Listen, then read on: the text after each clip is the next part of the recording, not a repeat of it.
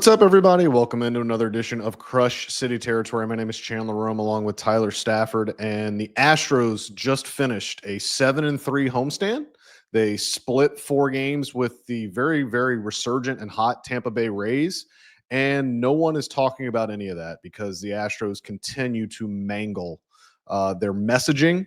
They continue to ostensibly mangle the way they get their players back onto the field from injuries, and they laid bare a lot of dysfunction this weekend at Dyken Park on Saturday morning when Dana Brown sat atop a bench for 10 minutes and attempted to explain to the assembled media about bone calcification, about calcium buildup and fractures, and things of that nature. Dana Brown is a scout. Dana Brown is a baseball executive. Dana Brown is an accomplished general manager, I think we can say, after his first couple of years in Houston. He does not have any medical expertise. And the fact that he had to sit on that bench and try to explain to us the nuances and the what is going on with his star player's right hand is pretty indicative of the Astros' entire setup right now. Tyler, we've got to come at this a lot of different ways. This is a very nuanced discussion to have. I want to get your perspective because you're a fan. When I talk about this a lot, the response I get from most people is stop whining. Stop whining that they're not making Jeremiah Randall available to you.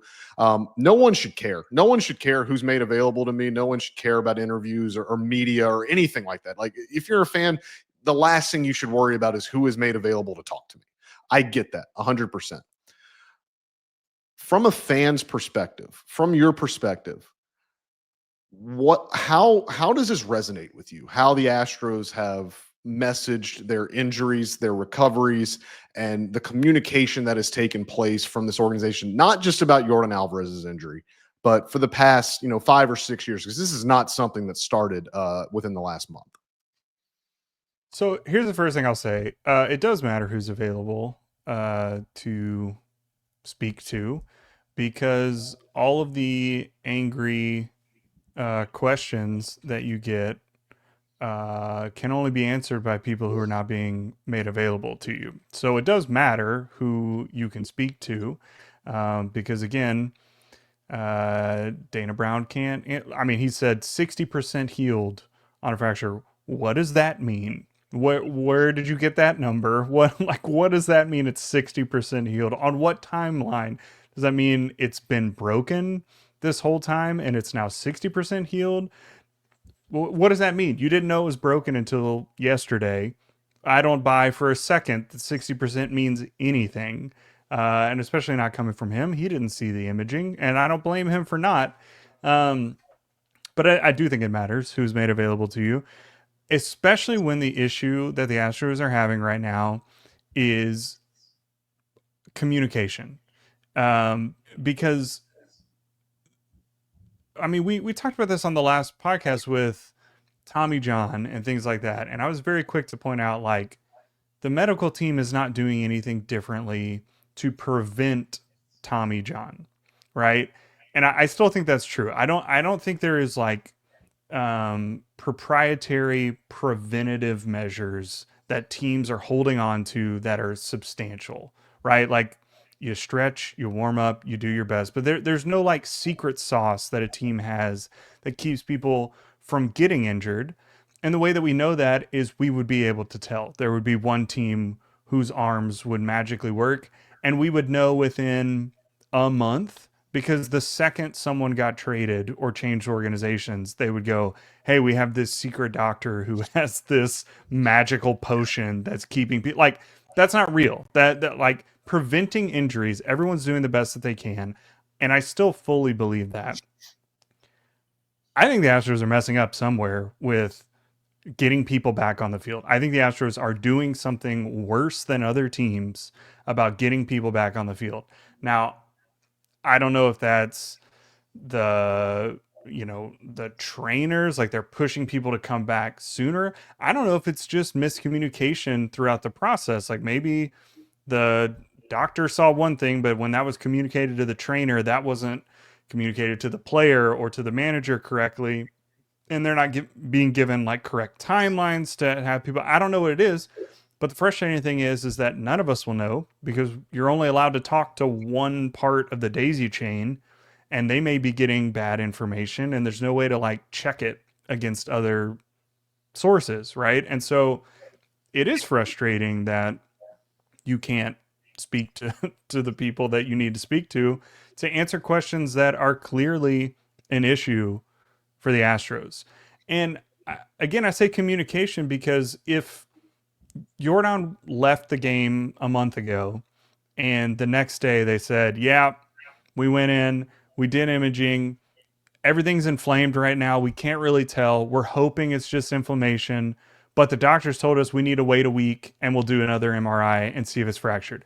And if he came back and it was fractured, we'd go, man, that sucks. I hope Yordan gets better. But that'd be the end of the story. There'd be nothing else that we would be talking about. There would be no getting upset with the Astros medical team. It's like, that happens. There's injuries in baseball. That was the timeline that happened. But because of the way that it's been communicated, now it's like, well, did he get more injured in the last 3 weeks because you didn't know this was going on? I mean, I read your story, and what they did imaging like the day after, and then like 2 days after that, and then just never looked at his hand again for the next 3 weeks, and we're like, get out there, big boy, go suck it up, hope your hand doesn't hurt. And meanwhile, Yordan, I mean, in his comments, he says like, yeah, I thought it was fractured, like it's my hand, I can feel it, but I didn't know what to do. Like, what are you doing? Like, what is happening? How do you not once in the last 3 weeks go like, you know what, we better pop over to the nation's premier medical center and stick his hand in a microwave for 5 minutes and see if there's something broken? Like, what are we doing? Why was that not done at all? And it's frustrating that you can't ask that question to the people who are actually in charge of it. This is the most angry I've ever been on this show. I'm like, this is all my pent up pessimism that I've been suppressing, but it's ridiculous. And it's especially bad coming from last year, where Kyle Tucker was diagnosed with a case of the owies, and then he was out for 4 months because he broke his leg in half, and no one on the Astros knew it. Like, what is happening? How do you not know that? I'm glad you called it a communication problem, because I think at its core, that's what this is. I don't think the Astros have doctors and trainers that are unqualified. I think these are people that are have elite qualifications and that have earned their stripes, and that obviously when you get into these positions, you don't fall into these by accident. They have accredited people running these things. The way that they are portrayed, however, the communication lacks so much, and there's so much vague and ambiguity and ambiguous things happening, that it's making them look not like that. It is making them look like they are rudderless, like they have no real idea, there's no alignment, and there's never been alignment. And this has been something that the Astros have struggled with for a long time. They have struggled in crisis communication situations. They have struggled really in like just normal, like they find a way a lot to redirect attention from something that should be good. Like, take the 2019 playoffs. You had the biggest hit in the history of that ballpark when Jose Altuve hit a walk-off home run against the Yankees to win the pennant. We know what happened in the clubhouse after, with Brandon Taubman berating a female reporter. And then they falsely accused the reporter of making the story up, overshadowing the first 3 games of the World Series. You win the World Series in 2022, and you send your lame duck general manager to Las Vegas for the GM meetings, where he has to do these awkward scrums, and there's instead of everyone nationally like praising the Astros for such a great run, for Dusty Baker finally winning a World Series, it's why are they quiet about the future of this general manager? And then they fire him 2 days later. And then with this, look, Yordan Alvarez is not the first marquee player to get injured. Like, this happens routinely. Like, guys get hurt. That's part of the game. Guys foul balls off their shins like Kyle Tucker did last year. Guys have their hands feel sore. This happens across the league. And somehow the Astros have gotten to a point where they're making mountains out of molehills with a lot of this stuff. It is as easy as Tyler just said of like, look, we're going to put him on the IL. He's got some inflammation in his hand. We don't really know what's going on in there. It shows a muscle strain, but we need to keep imaging. We need to keep looking at it. Instead, it's, hey, he's got right hand inflammation. He's feeling and look, I do not blame Joe Espada. I do not blame Dana Brown. They are in difficult positions here. Joe Espada is coming out here every day and telling us that Yordan Alvarez is feeling better. Well, what else is he going to say? Like, he's not going to go out to the media and be like, yeah, like he came in today feeling like crap. Like, I don't know what we can do about it. Like, Dana Brown, again, not a medical professional, is trying to tell us about calcium buildup and calloused bone and all. And it's just like, he got it from the trainer. He got it from the doctor. Like, he was given a company line to read. Why don't you let the person that's given the company line talk to us? It's not even every day, just no. once a week. Say like, hey, Spencer Iragadi's been out for 2 months. Where's he at? Like, is he doing better? What have you guys been doing? Is he gonna, because a lot of it is like, I don't want to hear that they're doing baseball activities or what is happening with his thumb? It was broken. Is it better now? Is he out of the cast? What's the next medical step? If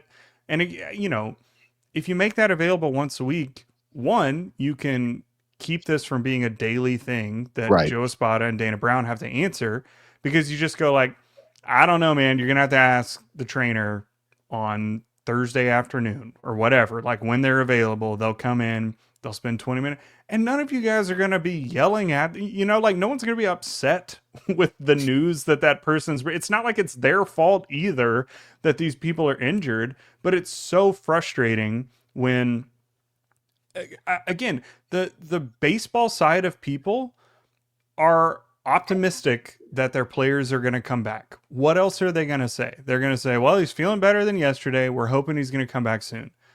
That is not helpful information. And it makes them look bad when that's the only information you get is like 12 days in a row of he's getting better. He's getting better. We're hoping he's going to come back soon, which is all true. But if you don't have anything to actually back that up, you look stupid when there are setbacks. And that's the problem right now is the Astros look stupid with injuries. It's to the point where, like, anytime someone is injured and they communicate it, one, I discount it entirely until that person is back on the field. I don't believe them. I don't think that they are purposefully lying to me, but I don't believe that they have any authority to speak with any part of the injured process of where they're at, what the recovery timeline looks like, because they haven't shown that. They haven't been right on any of these. Like, I can't remember the last time that they're like, oh yeah, he had this injury, he's going to be out for this long, and then that person is back at that time. I can't remember the last time that happened. They have lost all benefit of the doubt. Yes.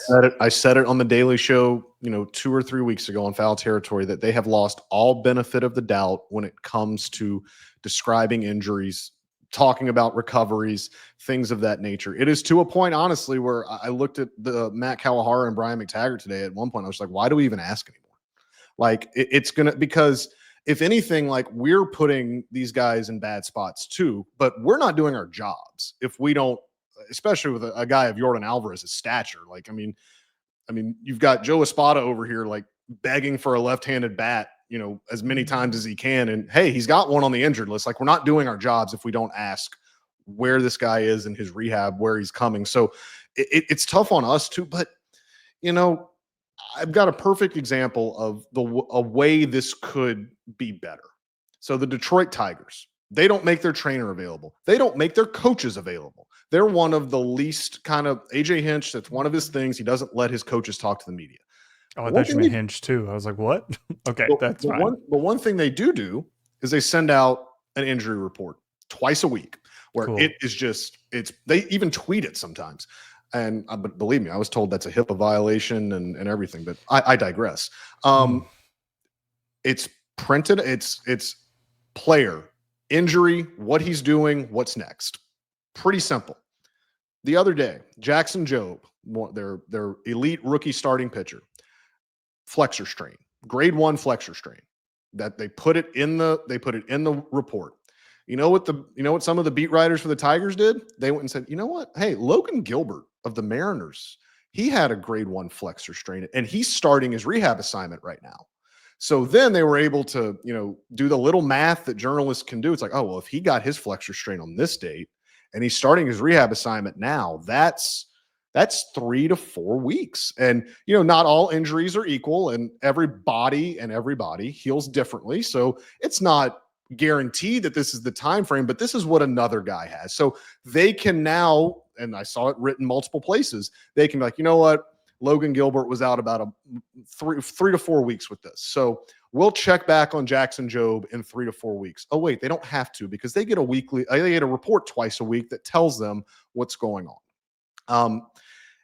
It is a problem with the Astros that has spanned now 3 general managers, all of whom are complete polar opposites of the other. James Click and Jeff Luhnow are not alike that much. Jeff Luhnow, James Click, and Dana Brown are the antithesis of one another. And it spanned 3 field managers, and AJ Hinch, Dusty Baker, and Joe Espada, all of whom are different in their own ways and how they handle the media and communication. The only constant in this time, there are 3 constants in this time frame. It's the media relations department, which has been unchanged. It's the owner, Jim Crane, and it's the trainer. It's the head athletic trainer, Jeremiah Randall, and the head physician, Dr. David Littner. Call me crazy. I don't think Jim Crane's worrying about injury communication. Maybe he should at this point. I don't think Jim Crane's over here like demanding secrecy. I don't believe that. So you look at what's the other 2 constants in this equation, and that's what it boils down to. I'm going to let everyone kind of make their inferences here. And I also don't want to sit on here and try to be a medical person, because we talked about, we don't want Dana Brown to do that. Like, I'm not going to sit here and try to tell you like why Yordan Alvarez's injury got worse, because I don't know. I haven't seen the imaging. I don't know enough I know nothing about anatomy, radiology. I don't want to sit here and try to play a doctor or a trainer, but sometimes the Astros force you and me to do that, because they are, and again, like, I'm not asking to see their medical history. I'm not asking to see what medicines they're on. I'm not asking for any of that. Like, we just want a little bit of clarity, and I think a little bit of clarity would go a long way into not making it a daily question, and to not making this a storyline every day. When the manager comes out, the first question is, oh, how's Yordan today? That's what's so funny is right now it feels like they're trying to protect everything and like we don't want to say anything. But by letting it go, you actually are protecting it a whole lot more, because you're not talking about it a lot. You just go like, oh, here's the injury report. Like, think about, does anyone know their NFL team's head trainer's name? Or are you constantly hearing anything about like this team is bad with injury? Like, no, because they have a daily injury report, and you hear this guy got hurt at practice. Here's how long they're going to be out. Here's where that, like, you just know. They give you the information and you move on with it. Because again, like you said, everyone on the medical side is a professional. I'm not doubting that these people are not doing good work, because you just can't, like, you can't at that level. Like, first off, uh, what was the guy's name today that got honored before? Oh, man, that poor guy. That was Thomas rough. Malhoff. And look, who doesn't even work for he's a actual doctor, right, who the but team uses. he's a team physician. And look, I want to say something about that real quick. I know I tweeted about it and I kept it all fact based. Like, this dude had like, leave him alone. Yes. 15 family members there, all with personalized jerseys. This was not something that they cobbled together within the last 12. This was on the calendar for a while, and it just so happened to be a terribly coincidental timing. Yeah, well, he probably started June 1st, 35 years ago. Like, that's probably why it was today, is they just looked at when he started. But again, my point is that this guy has his own office. Jeff Blum talked about on the broadcast today, he did his hand surgery in the offseason and did something for his daughter as well. Like, this guy doesn't live at Daikin Park waiting to operate on Astros players. Like, he is his own professional, and the Astros partner with him to do surgeries and other things. Like, so again, I'm not at all saying that anyone on the medical side is doing something worse than anywhere else, because they can't. They're their own people. You know what I mean? Like they're like these people are peer reviewed doctors. Like I'm not. There's no like competition here. But again, the frustrating thing is the communication, and it's bad. You know, again, people who, I have a very small amount of journalism background. You obviously have a lot more, but most people only care about their team, and so you're in a bubble and a silo of like, well, here's how my team does it. This isn't the only way that other teams operate. Other teams make people available, or they provide reports, or the media relations team provides more access, or whatever. And the Astros are not doing it. And you can get away with that when people are not getting injured, or you're winning. No, hold on. You know when you can get away with that? You can get away with that when you're winning 105 games a year. That's what I'm saying. Yeah. No one cares. Yeah. No one cares that the media is mad that they can't talk to the trainer when they're winning 105 games a year. Correct. Now that they're floating 3 or 4 games above 500, and every game matters, then it becomes a little magnified. We need to take a little break. We need to hear from our friends. Cool down a little. We're going to hear from our friends at Foul Territory. We're going to come back. We're going to talk about Yordan Alvarez specifically, and maybe this specific case, and then we'll talk about some stuff that happened on the field during this homestand right after a message from our friends at Foul Territory. FT fan, by now, you know, if you're buying, selling, trading, collecting cards, Arena Club is the spot. We've been talking about them all season long, but I do want to focus on the slab pack experience, Kratz, since you've been ripping some slab packs digitally. And what happens? I mean, as a kid, you wanted to rip open the packs. How can they do this digitally? Oh, baby. This is exciting. How the graphics come out and everything. And oh, yeah, the card that you pull, you can actually get that, John, physically. So it's perfect. It's all in one place, and it's a super exciting experience. Yeah, they send that to you from the vault if you want it. But if you look at it and you're like, it's not the card for me, I want to sell it back, go for it. You can do any of that on Arena Club, and you can acquire the best value for your money with those slab packs, transparent checklists, and Arena Club's Slab Safe program. Right now, you can get 20% off your first slab pack or card purchase by going to arenaclub.com/foul and use code FOUL. arenaclub.com/foul, use code FOUL. So a couple things that need to also be said in this situation, that it's not all an Astros thing.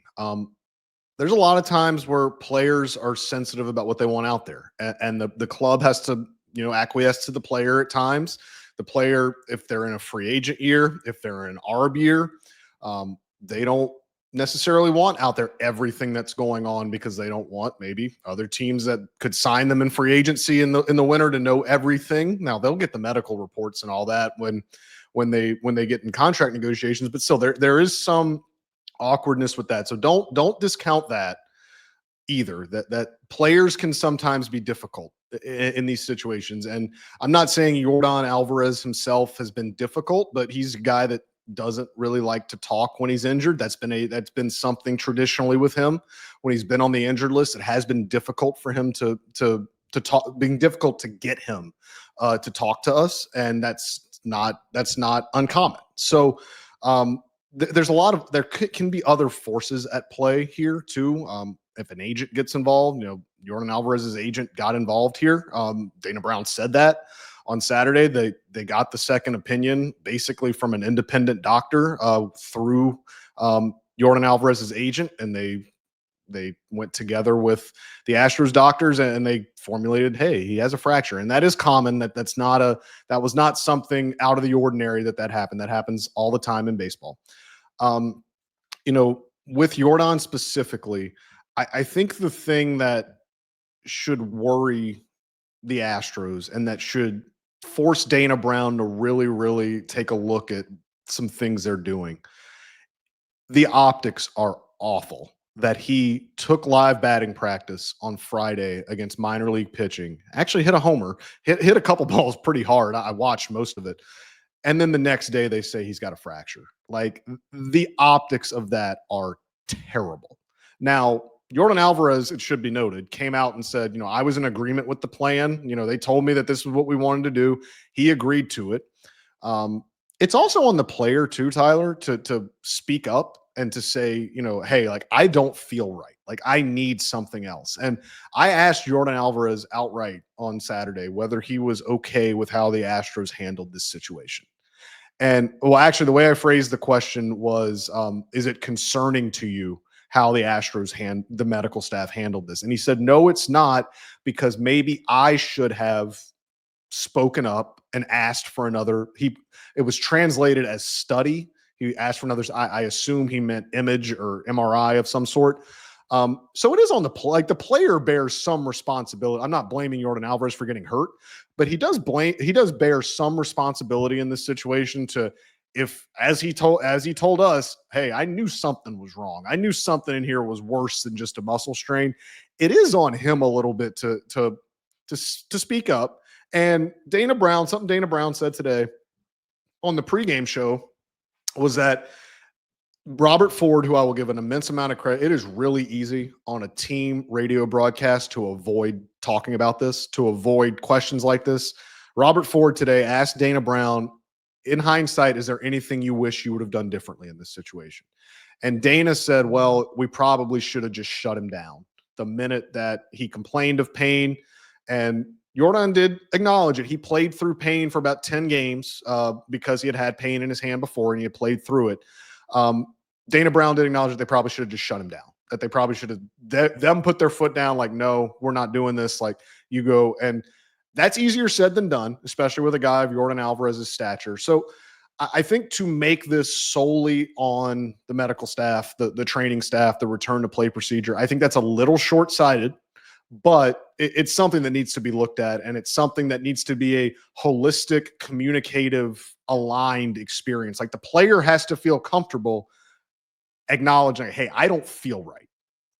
Yeah, I mean, to me, it feels like there's just no handbook for the players to, what steps should you take, when you go into the doctor and there's the different smiley faces of your pain scale. Like maybe there just needs to be a chart in the Astros locker room where it's like, how you feeling today? And you click it when you walk in. And if it jumps up to a 7 one day, it's like, oh, we should go in and check on this guy or whatever.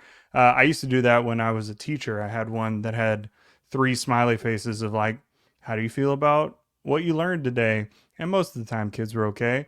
But there were a couple lessons where I thought that we did well, and then everyone was just like thumbs down. I was like, all right, cool. We're going to redo. Like, that's on me. Clearly, if everybody's saying they didn't get it, I'll teach it again, whatever. I'm joking, obviously. But there does need to be some sort of written out step by step. Like, here's how you communicate when you're injured. We know that you're hurt.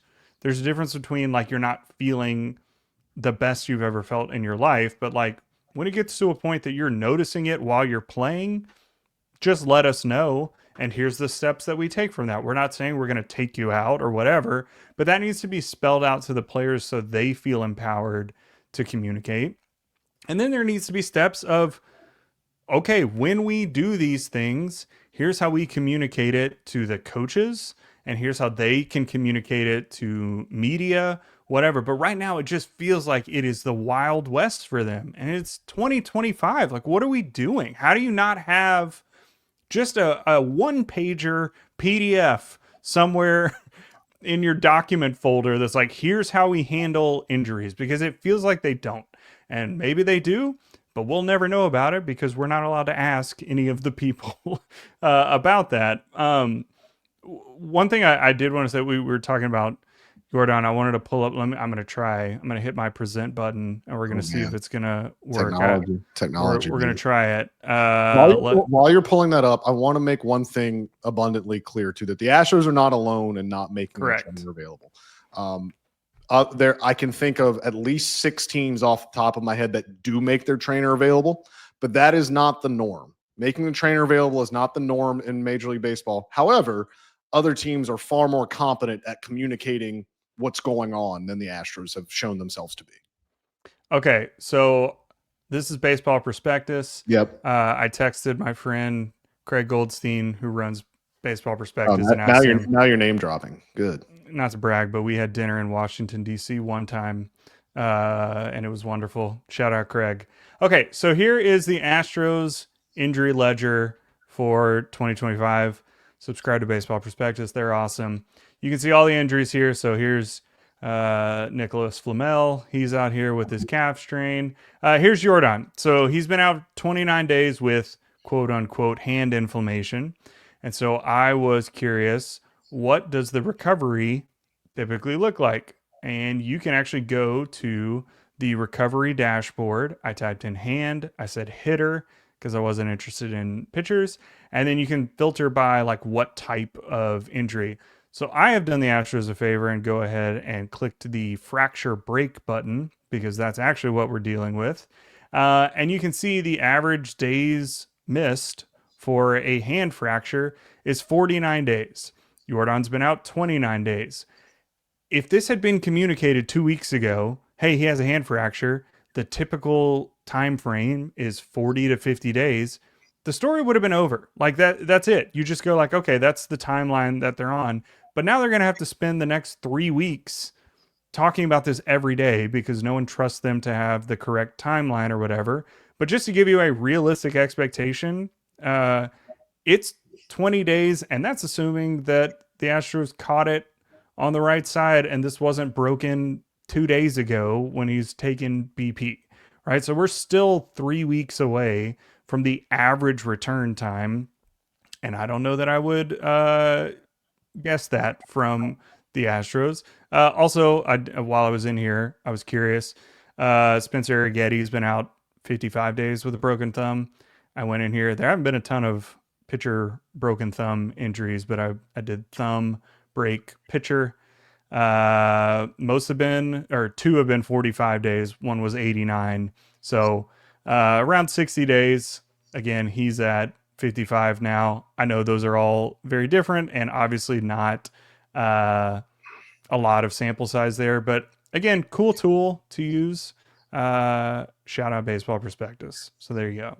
And now that you bring up Arrighetti, like that is his saga is the how they should do this all. Like I was in Seattle. We didn't watch him actually break his thumb. We watched the aftermath when he was very mad in the clubhouse. I don't blame him. I would be mad too if my thumb just got broken.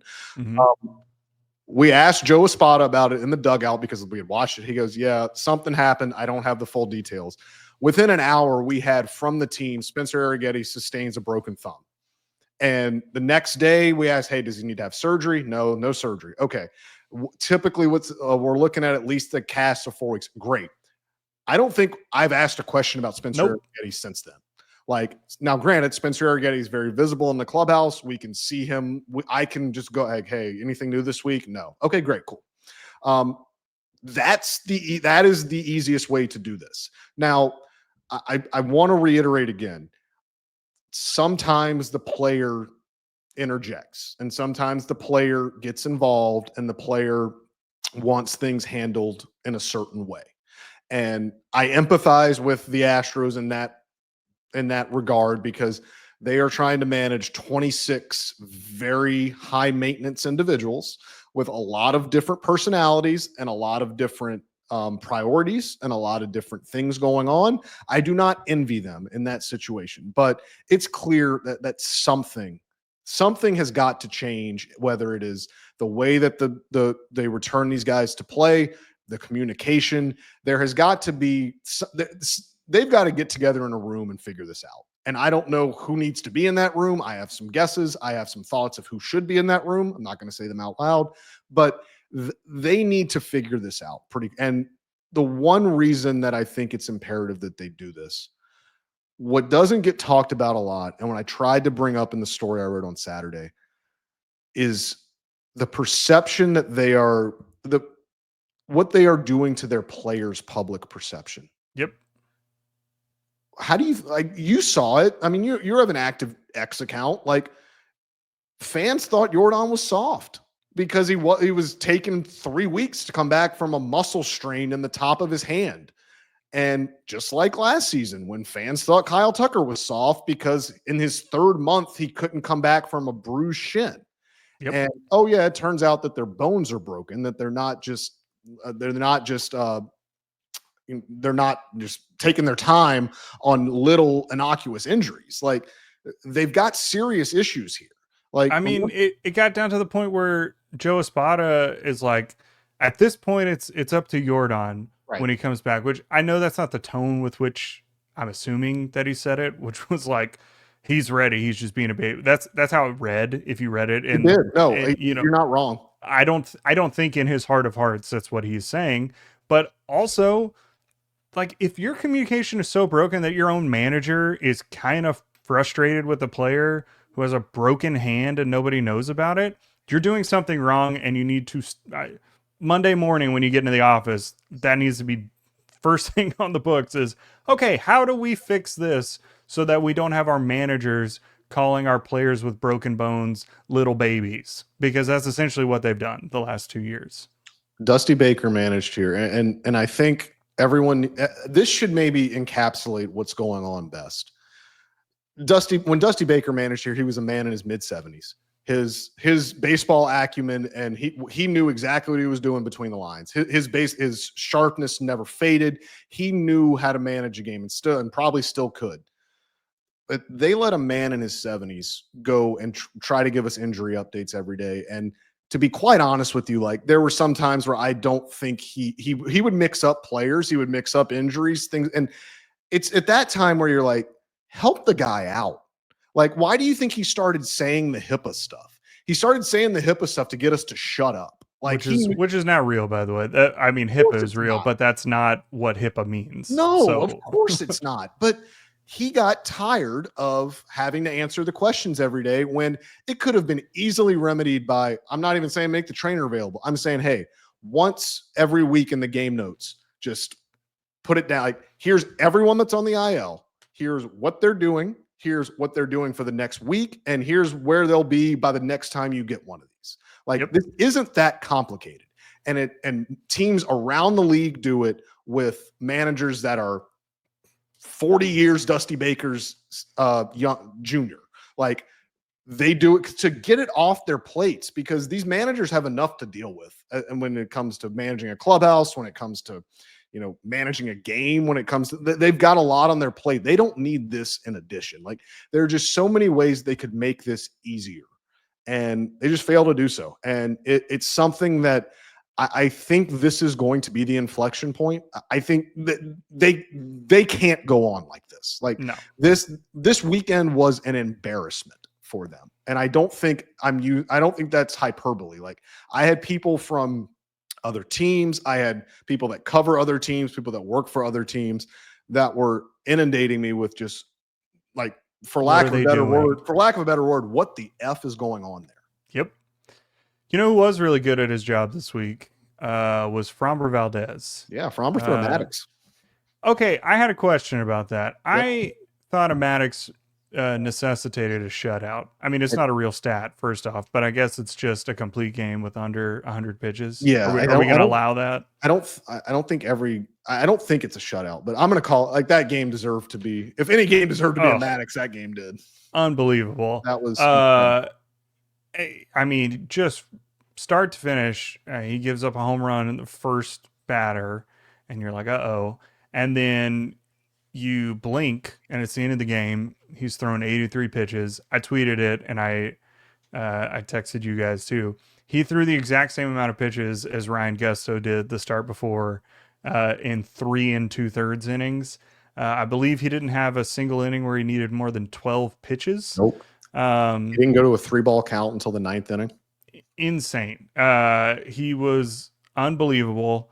And then to end it with a walk-off homer too, where first off, I don't know if you guys asked this, would he have come back out for the 10th? I feel like he would have, right? Joe got asked in Spanish whether he would come back out for the 10th. My Spanish is not great. So C is yes. Did you hear that? He said he would not. He said he would not have come back out for the 10th. I don't believe that. He would have come back out for the 10th. That would have been awesome. If that had been a quick inning, get out of here. Why would you not bring out your guy at 83? I'm going to go with he would have. But we didn't have to hear about it because Yainer Diaz hit one of the rare opposite field no doubters. I mean, he hit it and immediately pointed to the dugout. Just awesome. I mean, what a great game. I'll remember that one. There are certain games that stick in my mind for whatever reason. One that I always think about is that Twins Memorial Day game. Oh, That the when Astros they came back. Yeah. Yeah, I always think about that game. I'm going to think about this. The other one that I think about a lot, and this will mean nothing to you, but what? Oh my gosh, what am I blanking? I'm blanking on his name now. What was the lefty in like 2014 for the Astros that almost threw a no hitter and then the Astros ended up losing? But This was before my time, but yeah, whatever. Doesn't matter. we The did point remember. is, We did remember some guys in the last episode. yeah, I'm gonna figure it out while we're You talking. figure But the it point out. is, I will remember that game for a long time. He was unbelievable. I mean, I remember there's the two that stick out to me that I just random regular season games. I remember Garrett Cole punched out 16 in Arizona in 2018. That was a good one. That was incredible. And then the other one did not go in the Astros' favor. It was like the day after they made the Toro for Graveman deal in Seattle. Mm-hmm. And like Toro's like second at bat as a Mariner came against Astro Kendall Graveman and he hit a go-ahead home run. I was like, oh, that's poetic. But Fromber was, I mean, I've seen him throw a no-hitter. I've seen him come within one out of another no-hitter. I'm here to tell you that's the best I've ever seen him pitch. And Joe Espada pretty much echoed that after the game. It almost became like, you almost are wondering like, what do the Rays do? Like the Rays were swinging like at everything, and you almost are wondering like, at some point, like revert to high school, like and just like, hey, take till you get 2 strikes, like like just get his pitch count up, like get in some sort of like. Well, especially when the Astros bullpen just was giving out runs like candy this weekend. Like try to get back there. I think the thing that should have been very encouraged, and not that you need to be encouraged by Framber Valdez. He kind of is a known commodity at this point, but he gives up that leadoff homer. And we have seen with Framber, when he gives up hits, when things go bad behind him, it tends to spiral. Now he's gotten good at controlling the spiral. The spiral now only lasts maybe 2 or 3 batters, where in the past it would last 3 or 4 innings. He as Joe Espada said after the game, he got pissed off and said, no one else is hitting me. And that was basically true. And then, he gave up 2 more hits. The other one was one of them was the one that was the infield dribbler to Walker that Framber dropped the ball. That was another one where you're like, oh man, like they're about to get 5 hits in a row and this is going to go terribly. And in the 9th inning, it almost did that too. Taylor Walls hit the single, and then he walked the guy on 4 pitches, and you're like, oh, here it goes. Here. And the fact that never came, it's got to be encouraging. Not that you need to like measure Framber as like, oh, this is an encouraging start. Like, not you need to see growth, but like it is good to see him be able to overcome some adversity and not allow it to completely derail his outing. And then on the other side is Hunter Brown was terrible today and accidentally threw 6 innings of 1-hit shutout ball. I didn't even realize he hadn't given up a hit until they got one in the 6th inning because he was bad today. Like he had no idea where that 4-seam was going, but he's so good that it didn't matter. Those are just 2 aces, man. Like those are really, really good pitchers. Apologies to Astros legend Eric Bedard. Wow. Threw 6 1/3 no-hit innings, but gave up 3 runs because he kept walking people, and the Astros kept making errors, and the Astros lost 4-2. Sounds very 2014 Astros. All right, you did your share screen portion of the pod. I'm gonna do one for me just so we can marvel at Hunter Brown for a little bit. After 12 starts, Hunter Brown has a 1.83 ERA. That is the 6th lowest ERA in Astros history after 12 starts, excuse me. You're looking at the other 5. The names include Justin Verlander, Nolan Ryan, Roger Clemens, J.R. Richard, and Bob Nepper. He's pretty good. He's putting himself in elite company. And again, the hallmark of an ace, as we always used to say with Verlander, as I'm sure they said about Clemens before I was a baseball watching sentient person, like the good thing that aces do when they don't have their best stuff, they find a way to get you through 6 or 7. And that's what Verlander was it still is so good at. You saw that from Hunter Brown today. Like, Yep. threw 52% strikes, walked the 9-hole hitter like 3 times. Like, this was nowhere near his best stuff. The velo, I'm not insinuating he's hurt, but the velo was not 98, 99 today. It was 96, 97. Again, plenty enough to get the job done, but just not the overpowering, dominant Hunter Brown we've seen all season. He still had a no-hitter going into the 5th inning.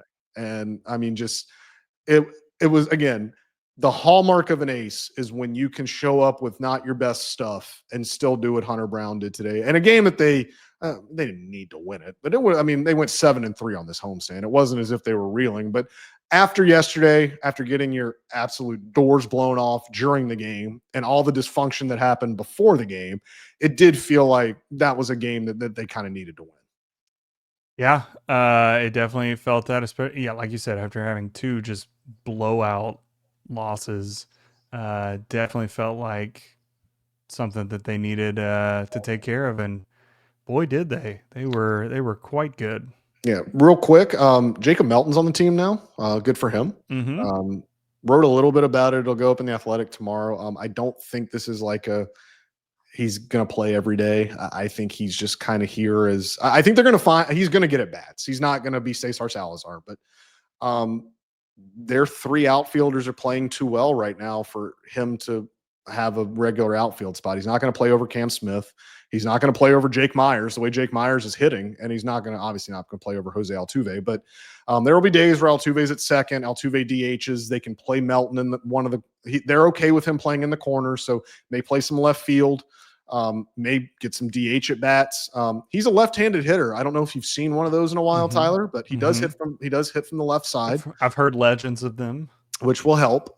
So I think he'll get somewhat regular playing time, but I don't think this is a situation where they've got a spot for him and he's going to be in the lineup every day. I think this is going to be a very just kind of mix and match, use him maybe to DH one day, maybe to play one of the corners one day if one of those guys needs a day off, maybe to pick some spots with Jake Myers. It would be kind of cruel to play him on Tuesday, his second big league game to be against Paul Skeens. But you excited? Yeah. So where did he go to school? Air Force Academy. Okay, that's right. The Air Force Academy. The Fighting Plains. And then he went for a cup of coffee at another school that is pretty cool. The weird thing about Skeens, so he's pitched once against the Astros in his career. That was also the night that the Astros traded for Yusei Kikuchi. I remember. So Skeens pitched at Minute Maid Park. There were so many LSU people there. It was the hottest ticket you can get.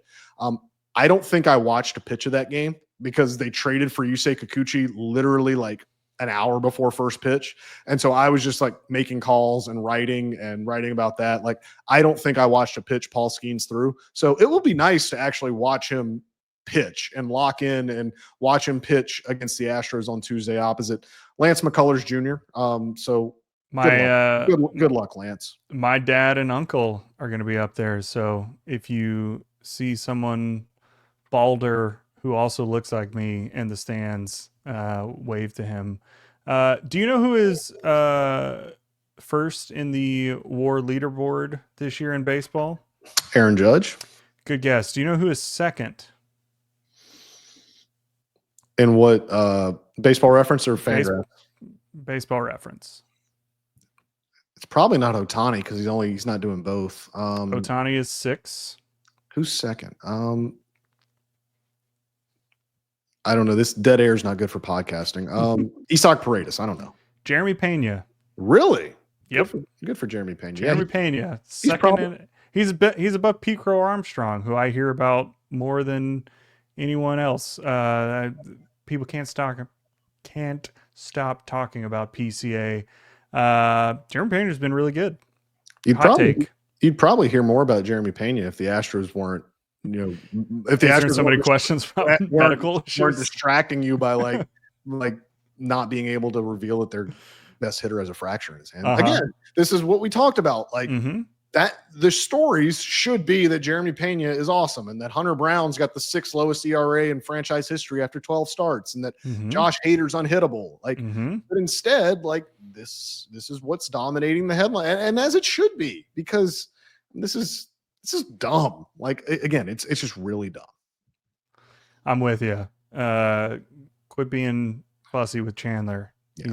He's asking everyone he can. Also, I just want to say you're a really good writer. I really enjoyed your article about the whole hand wringing. Am I right? It was really good.